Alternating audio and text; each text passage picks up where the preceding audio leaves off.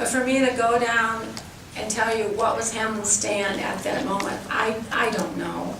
But I can only assume that our community was very much, maybe not as diverse as it is now, but certainly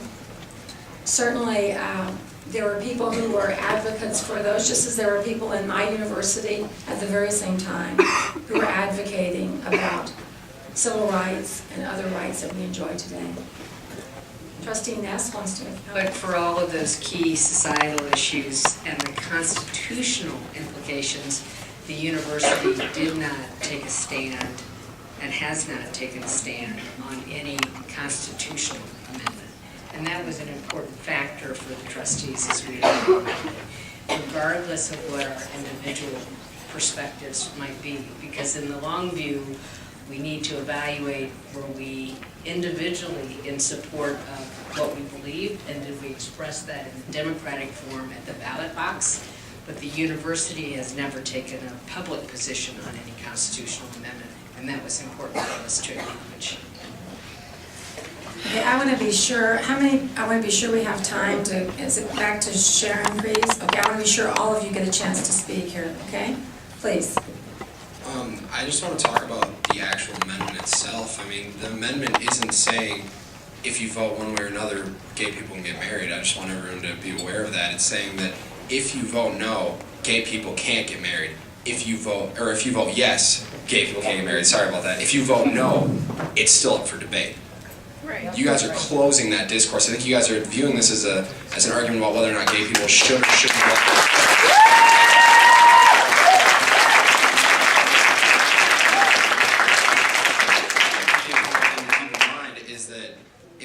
Constitutional amendment, it'll silence that, and the point is that it's not about allowing gay people to get married, or it's about letting gay people not get married.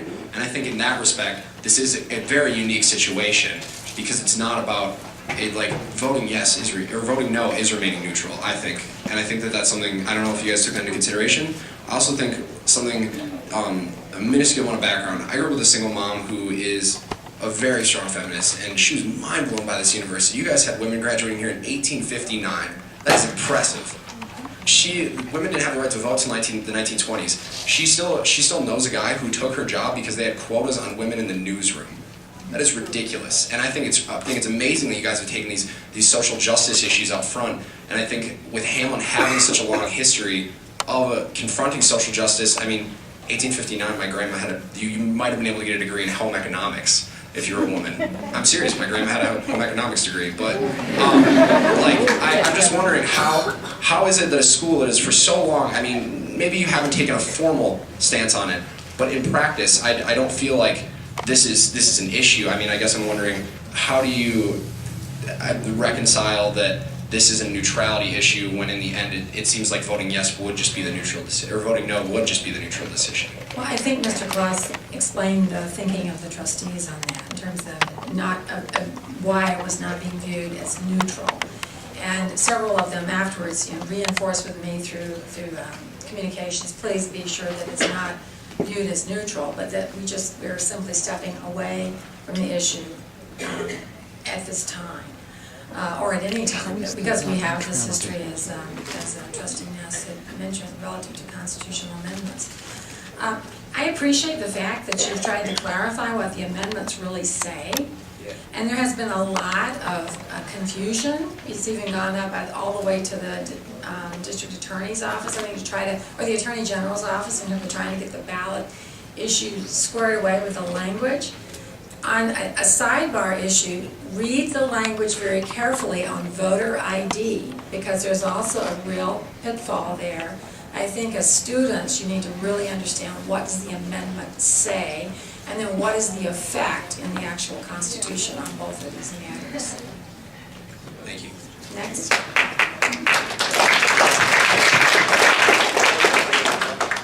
By the way, I'm also shooting a short film about this whole day, essentially, and if anyone wants to come and contact me afterwards, I'm going to be doing interviews with people on your thoughts. Maybe you're you support what Hamline decided, maybe you don't. I would just love if you guys could come up and voice your opinion. It's going to be probably up in the next couple days on the internet. Thank you.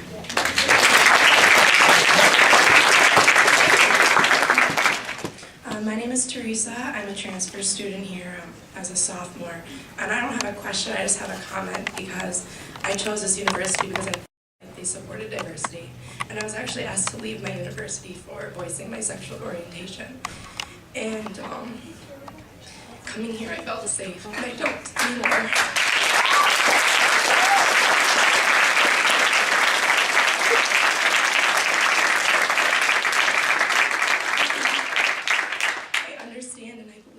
Say that you're going to stand up against discrimination, but that's going to require you to take a stand too.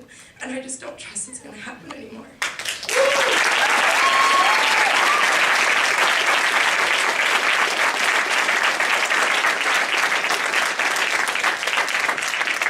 I just have one quick comment. You will be safe here. I'm not acknowledging your feelings. They are very real. I accept them completely. I will do everything I can to be sure you feel safe here. What about when she graduates?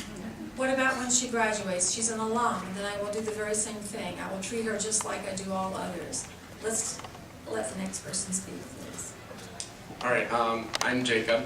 I'm a second year here, and I have a question that's not as eloquent as some of the other people who have spoken.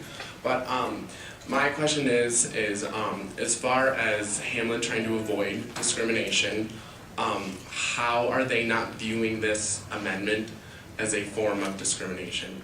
Even though the amendment is not allowing for gay marriage yet, they're still allowing for it to be on the table.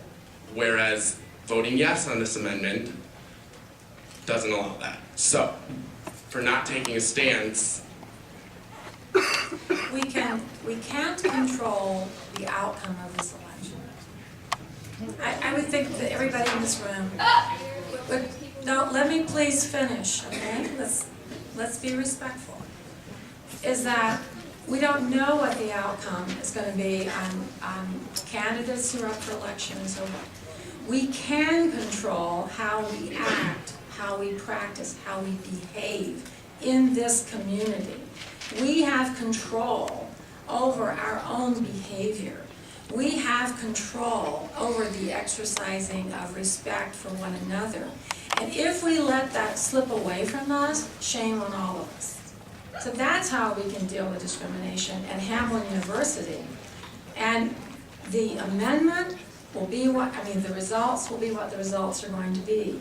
But we cannot allow that to change the way we are, to change the way we feel about one another, and the way that you have the opportunity to speak out and say whatever you want to say. But what we cannot give up, and what we cannot allow to seep into and erode the trust of this community that you've built among yourselves and with your faculty members, and the trust that I have in all of you. We cannot let that erode by avoiding the discussion. And so I expect that we will continue to be in dialogue about this. even if the amendment passes, we'll still be in dialogue because, Yes, and here's the why. government it won't. And here's why. Because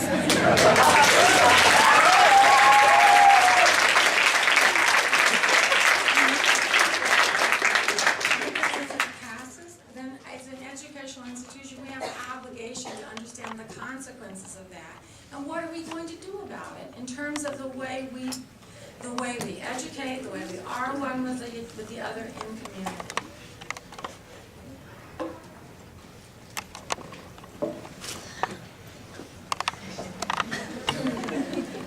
What do you have in that pen? Knowledge.